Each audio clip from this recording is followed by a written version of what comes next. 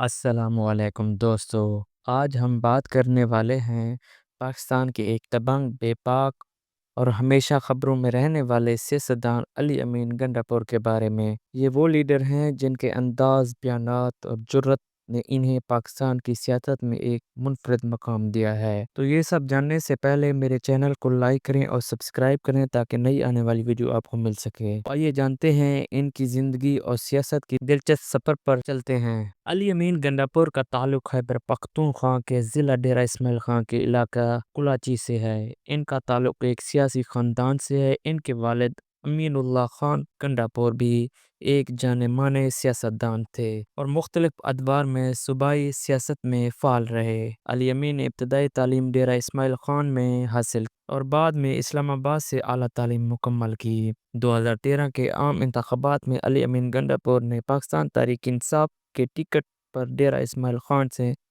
صوبائی اسمبلی کی نشست جیتی۔ یہ ان کی سیاست میں اصل انٹری تھی۔ وزیر اعلیٰ خیبر پختونخوا پرویز خٹک کی کابینہ میں ان صوبائی وزیر برائے ریونیو مقرر کیا گیا۔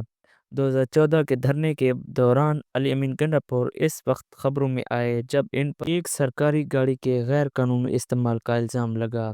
بعد میں انہوں نے گاڑی واپس کر دی، لیکن میڈیا میں ان کی شہرت بڑھ گئی کیونکہ ان کا رد عمل ہمیشہ جارحانہ اور بے خوف ہوتا تھا۔ علی امین کا انداز عام سیاستدانوں سے بالکل مختلف ہے۔ وہ تقاریر میں کھل کر بات کرتے ہیں، عوام کے درمیان جاتے ہیں اور سیاسی مخالفین پر تنقید کرتے وقت الفاظ نہیں ناپتے۔ ان کی زبان میں ایک قبائلی رنگ ہے جو عوام کو متاثر کرتا ہے۔ 2018 کے عام انتخابات میں انہوں نے قومی اسمبلی کی نشست عمران خان کی کابینہ میں شامل ہوئے۔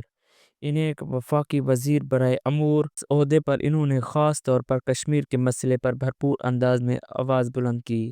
ان کی تقاریر اکثر بھارت کے خلاف سخت لہجے میں ہوتی تھیں۔ ان کے بارے میں کہا جاتا ہے کہ وہ عوامی سیاست دان ہیں۔ وہ اکثر جلسوں میں عوام کے ساتھ ہنستے بولتے ہیں، گاڑیوں سے باہر نکل کر تصاویر کھنچواتے اور نعرے لگاتے دکھائی دیتے ہیں۔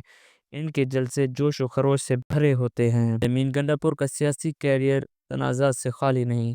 ان کے بیانات اکثر مخالف جماعتوں کے لیے سخت ہوتے ہیں، خاص طور پر مولانا فضل الرحمان اور پیپل پارٹی وہ کھل کر تنقید کرتے ہیں۔ ایک جلسے میں ان کا بیان ہے کہ ہم کسی سے نہیں ڈرتے وائرل ہو گیا اور تب سے یہ جملہ ان کی پہچان بن گیا۔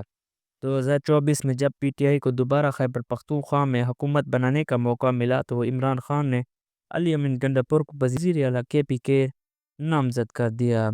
انہوں نے وزارت اطلاع کا عہدہ سنبھالتے ہی انتظامی اصلاحات کا اعلان کیا، پولیس، بلدیاتی نظام اور ترقیاتی منصوبوں پر تیزی سے کام شروع کیا۔ ساتھ ہی انہوں نے وفاقی حکومت پر سخت تنقید بھی جاری رکھی۔ مختلف ادوار میں ان کے خلاف مقدمات، گرفتاری کے وارنٹ، بیانات اور نوٹس بھی آئے، مگر علی امین پیچھے ہٹنے والے نہیں۔ وہ عدالتوں میں پیش ہوتے رہے مگر عوامی سطح پر ان کا موقف ہمیشہ واضح رہا۔ میں عوام کا نمائندہ ہوں اور عوام کی آواز کبھی دبائی نہیں جا سکتی۔ نوجوان طبقہ خاص طور پر ان سے متاثر ہے۔ سوشل میڈیا پر ان کے جملے، بیانات لاکھوں ویوز لیتے ہیں۔ علی امین گنڈاپور کی کہانی ایک ایسے شخص کی ہے جو مشکل حالات میں بھی پیچھے نہیں ہٹتا۔ وفاقی سطح تک پہنچنے والا یہ لیڈر آج خیبر پختونخوا کی سیاست کا چہرہ بن چکا ہے۔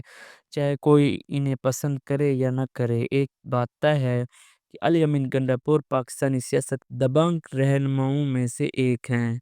تو نیکسٹ ویڈیو کے لیے میرے چینل کو لائک کریں، سبسکرائب کریں اور شیئر کریں تاکہ نئی آنے والی ویڈیو آپ کو مل سکے۔ شکریہ۔